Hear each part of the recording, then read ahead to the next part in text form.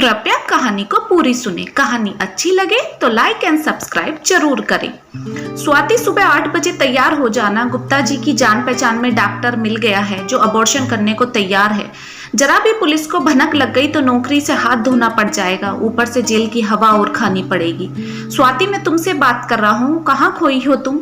मैं खिड़की के बाहर एक छोटी चिड़िया को अपने बच्चों को खाना खिलाते हुए देख रही थी। एक वो चिड़िया है जो अपने बच्चों से इतना प्यार कर रही है और एक मैं हूँ जो खुद अपने बच्चे को मारने जा रही हूँ। मैं अपने मियाँ किया से बहुत खुश हूँ, जैसे ये दोनों इस घर में रह रही हैं। क्या तीसरी नहीं रह सकती? पर अपने मन के तमाम सवालों के जवाब मैं किससे मांगू?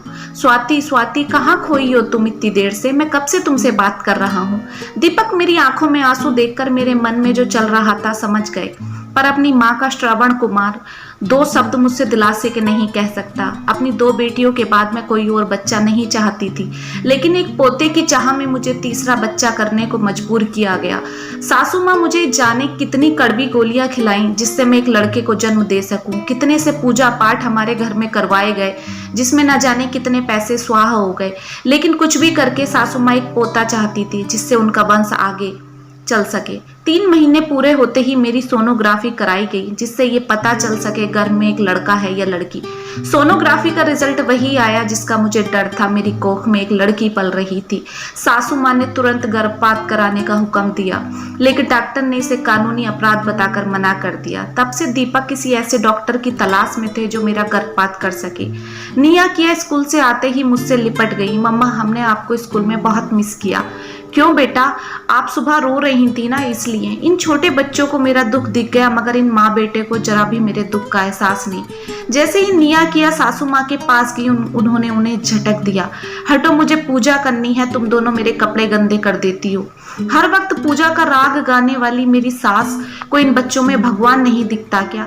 रात को दीपक अपने लैपटॉप पर काम कर रहे थे, मैं चुपचाप जाकर लेट गई। स्वाति, इतनी भावुक होकर फैसला नहीं ले पाओगी तुम, दीपक ने मुझे समझाते हुए बोला। मैं 3 लड़कियों का बोझ नहीं उठा पाऊंगा। अगर यह लड़का होता तब बोझ नहीं उठाते तुम। स्वाति, एक बात को बार बार बोलकर मेरा मूड खराब मत करो। तुम्हें पता है मैं माँ के ऊपर उठकर कोई फैसला नहीं ले सकता। कहकर दीपक बाथरूम में चले गए। मैं सारी रात सो नहीं पाई। सुबह 4 बजे उठकर बाहर गई तो सासू माँ पूजा कर रही थी। मन करा उनके पैरों में गिरकर अपने बच्चे के जीवन की भीख मांग लूं, मगर मुझे पता था किसी कीमत पर भी उनका दिल नहीं पसीजेगा। मैंने रसोई में जाकर चाय का पानी चढ़ा दिया, तभी दीपक के कमरे से चिल्लाने की आवाज आई। मैं और मम्मी तेजी से उनके कमरे की तरफ दौड़े। दीपक बिस्तर से नीचे जमीन पर औंधे मुंह पड़े थे। दीपक को ऐसी हालत में देखकर मम्मी का रो रो कर बुरा हाल हो गया और मम्मी चक्कर खाकर जमीन पर गिर पड़ी। मैंने किसी तरह मम्मी को संभाला और एम्बुलेंस को कॉल लगाई। समय रहते हमने दीपक को अस्पताल पहुंचा दिया। डॉक्टर ने बताया कि तनाव के कारण दीपक को हार्ट अटैक आया है। अगर यही तनाव बरकरार रहा तो उन्हें दोबारा भी अटैक आ सकता है। दीपक भी एक गर्भपात नहीं कराना चाहते थे, मगर अपनी माँ के आगे बेबस थे।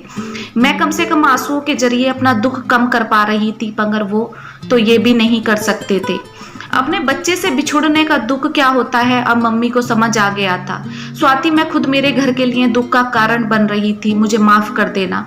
पोते की चाह में मैं अपना बेटा नहीं खोना चाहती। आने दे उस नन्ही सी जान को इस दुनिया में। 6 महीने बाद मैंने एक बेटे को जन्म दिया और सोनोग्राफी एक बार फिर गलत साबित हुई।